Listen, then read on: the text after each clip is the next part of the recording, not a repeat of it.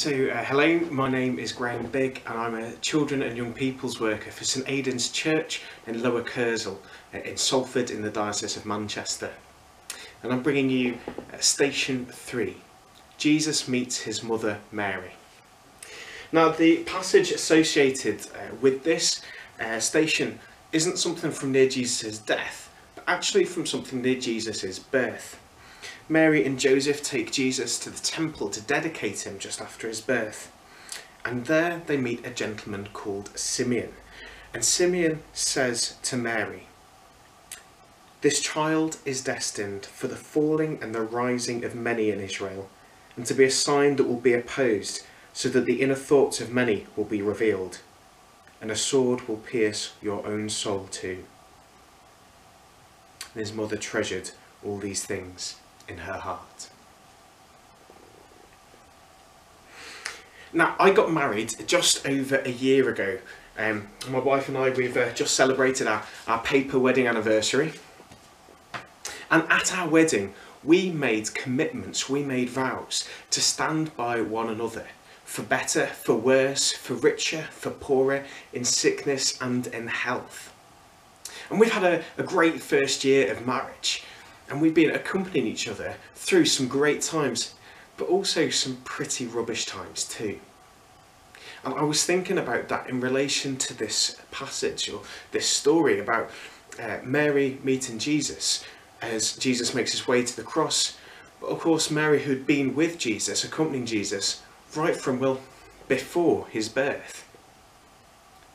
The words that Simeon says to Mary in the temple, they're big words, and they give an indication of the kind of life that Jesus is going to lead, but also of some of the agony that lies ahead. But Mary doesn't shy away from that. And so she's not always in the front of the picture throughout Jesus' life, but she was associated with him. And so it would have been that when Jesus was performing miracles and people going, "Wow, look at this," then there would have been some attention on Mary too. And when people were a little bit suspicious or sceptical, going, "Who does this guy think he is?" Mary would have taken some of that flack as well. And so Jesus, on his way to the cross, meets his mother. And there's not really anything that Mary could do for Jesus. She couldn't take that burden away from him. But she could be with him. She could accompany him. I don't know who the people are that accompany you in your life. Maybe they're a mother. Maybe, sometimes mothers are great and sometimes we don't get on with them so well, and sometimes they're not around. Sometimes they can't be around.